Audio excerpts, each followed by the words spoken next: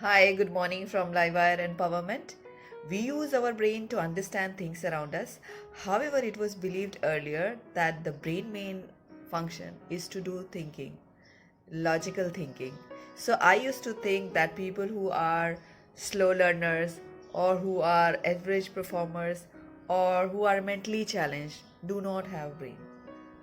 To my surprise, I came to know that all the activities that we do, like seeing, hearing, speaking, writing, playing, are all done by our brain.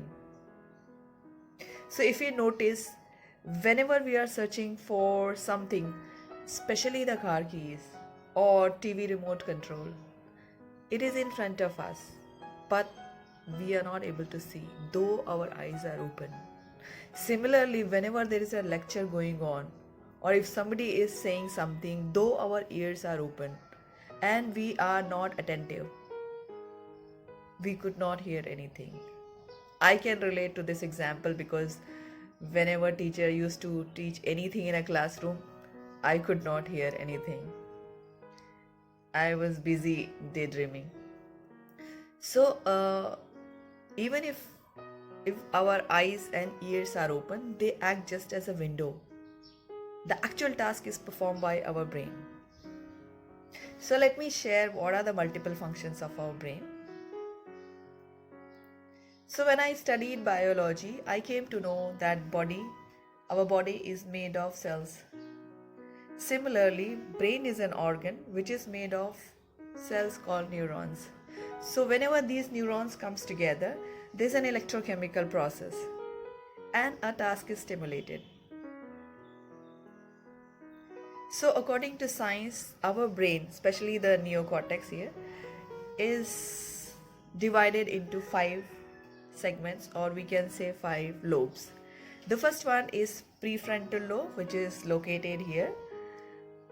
It is responsible for planning, judgment, decision making, integration of information, leadership skills, social skills. The second one is frontal, which is located here, all of this. This one is responsible for problem solving, computation, reasoning, aptitude, imagination, spatial skills. Spatial skills is any object in relation to time and space, those skills. The third one is parietal lobe. Parietal lobe is basically for muscles movement. Any smaller body parts movement, like I am moving my fingers, it's called fine motor skills, like my eyeball movement. Any movement that I'm sitting or at a steady place and doing it.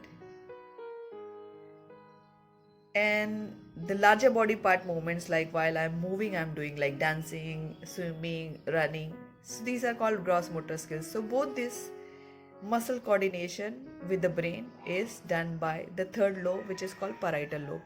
The fourth lobe, which is here full of this, called temporal lobe. Temporal lobe is for language comprehension, grammar, how good we are at words, our listening skills, tone, pitch, interpretation of sound. And the last one, which is occipital, is located here, whole of this. This is responsible for analysis, classification,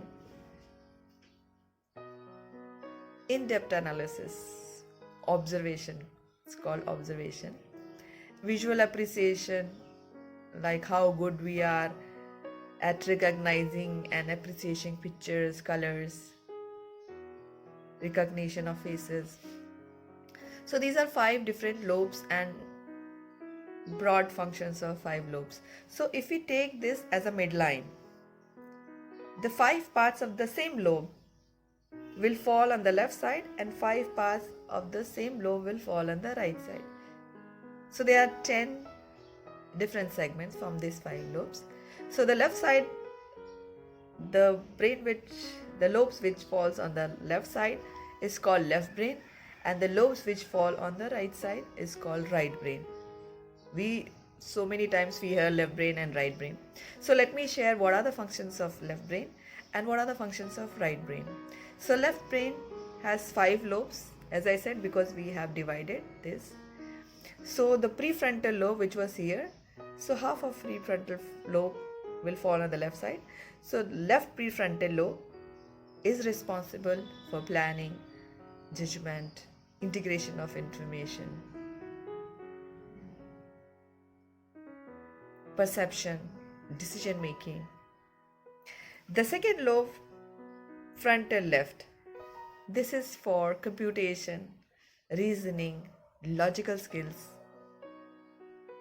The third one is parietal lobe, left parietal, which is for fine motor skills. Like I said, any movement that we do while we are steady, like writing, knitting, cooking, putting shoelace, my eyeball movement, my speaking, my throat motors are involved while speaking. The fourth one is left temporal, which is for language comprehension, how good we are at words, how good our verbal skills are, our language, syntax. The last one is occipital, left occipital. It is for observation, in-depth analysis, classification, any analysis which is in-depth. It's a pattern user. Now we come to the right side, the right prefrontal. It is for leadership skills, understanding emotions of others. It's called people skills, social skills. The second one is right frontal. It's for imagination, fantasy, daydreaming, spatial skills.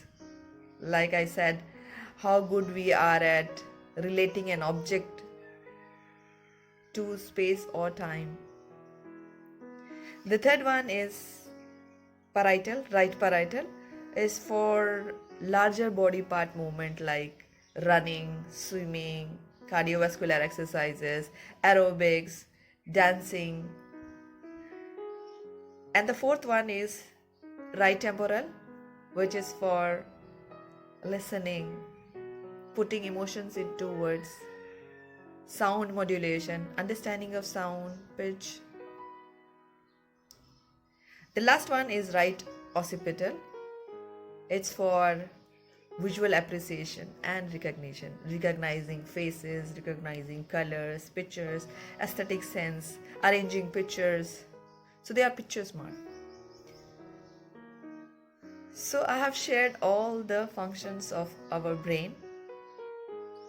So now we also hear somebody saying that he is right brain dominated or somebody is left brain dominated. Now what is this? It simply means if I am using more of a left brain function as compared to right brain, this means that I am left brain dominated.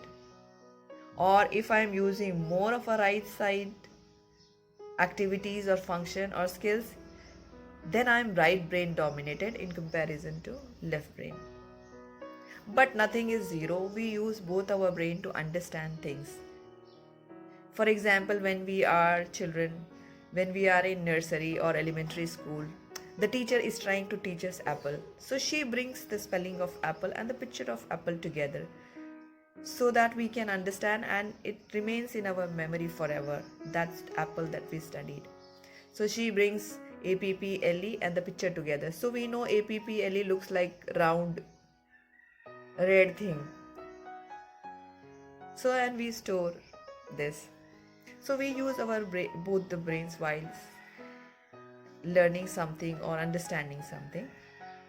But as we progress, our education system is mostly driven on the left brain development. We are evaluated and promoted on our left brain skills. On our report cards, it's always mentioned how good we are at English comprehension, language, how good we are in computation, aptitude, maths, how good we are in analysis, logical skills, reasoning skills, how good we are in writing, how good our writing is, how smart we are. So all these are from the left brain. There is no curriculum which is designed to promote or drive right brain skills.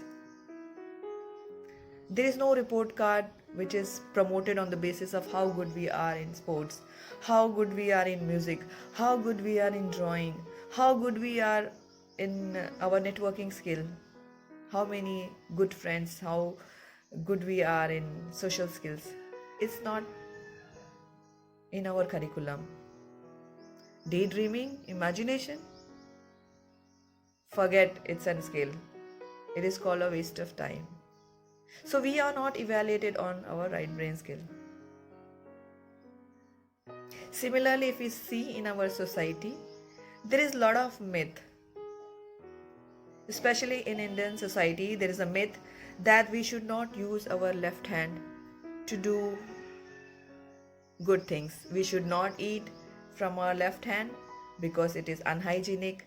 We should not write from our left hand because it brings bad things. It will hamper with your learning. It will bring bad omen.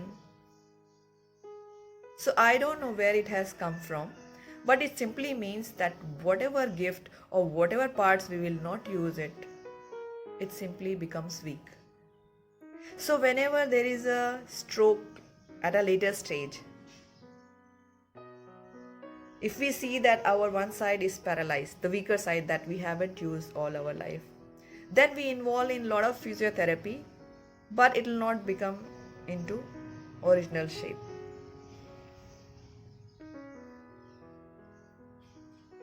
So we always suggest that we should use our both the sides of the brain. We should always maintain a balance between these two. What can happen if we do not maintain our balance? If you notice that there are many children who are very talented, they are very good in academics, they are very good in other talents, but they have a problem mixing with other children. They have a social skills problem. They cannot mix with other children, though they are hugely talented. It can be my children, it can be anybody's children. There are behavioral problems like attention deficit. People who daydream, we call them attention deficit. They are not focusing. They are busy in their dreams. How much they are talented. Many talented people, they go into depression. They cannot observe things. There are learning disabilities like dyslexia. If I take example of my child has a difficulty in identifying shapes and sizes, and he aspires to be a cricketer. But whenever the ball is coming, he is not able to judge that ball properly. So he has to improve a lot if he wants to be a cricketer.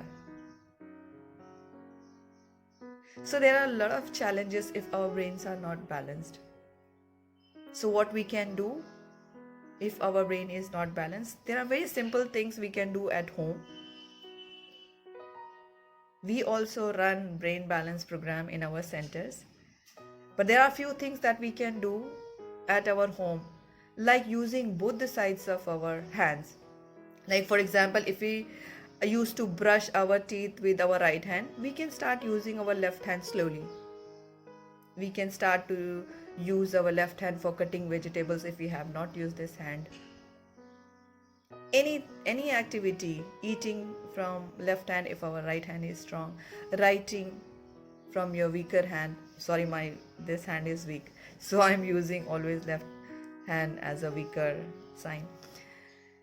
So those things which are weaker and it is not used, we can start using in our daily lives so that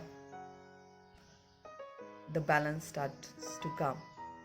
There are other activities like we can do finger exercises like this. It will bring the brain balance anti-clockwise and clockwise. We can do cross midline exercise. Remember the punishment in the school? Like this. We can use our hands to reach out the place. Do not use the convenient hand. If an object is placed here, use the other hand to reach. Auditory therapy, like listening to calmer music or brainwave music. Visual therapy, like seeing an object continuously without distraction for 5 to 10 minutes. Building all our 5 senses strongly.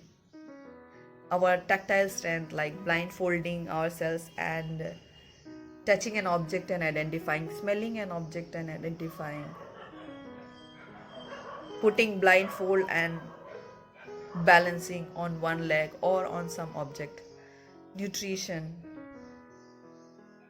imagination skills. So there are many things we can do at home to bring this balance. If we talk in terms of energy also, there is a law which says law of gender. It means that feminine force and masculine force or energy should be in balance. There is no creation which is possible without this law. Generally, the left brain is called the masculine force and right brain is called the feminine force or energy. So if there is no balance between these two, left and right brain or energy, there is no creation which is possible. If you want to manifest anything or if you want to do divergent thinking, we have to bring our rational side and emotional side together, our logical side and our intuitive side together.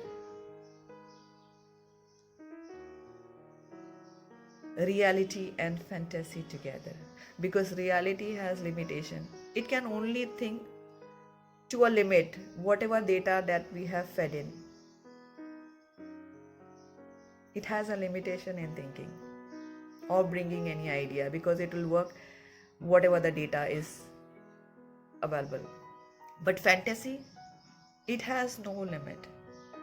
It has unlimited ideas, weird ideas. So there is a lot of scientists which have done daydreaming to arrive to their therapy. For example, Einstein or Edison.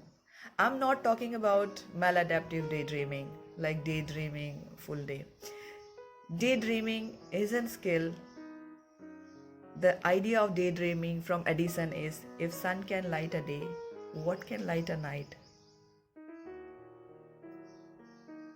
So reality and fantasy together to do any manifestation. If I take my example, I am a good daydreamer. I can imagine weird idea, but I lack structure. I lack discipline. So the manifestation is difficult in this case. So we should use our both this side to bring balance in our life, in what we desire. We should be pattern user as well as the pattern seeker. So how do we know which part of our brain needs working? It's very simple. The first step is to know thyself. To know ourselves is the first step. How do we know ourselves?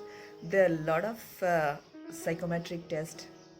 We do assessment in our centers also. There is a DMI test.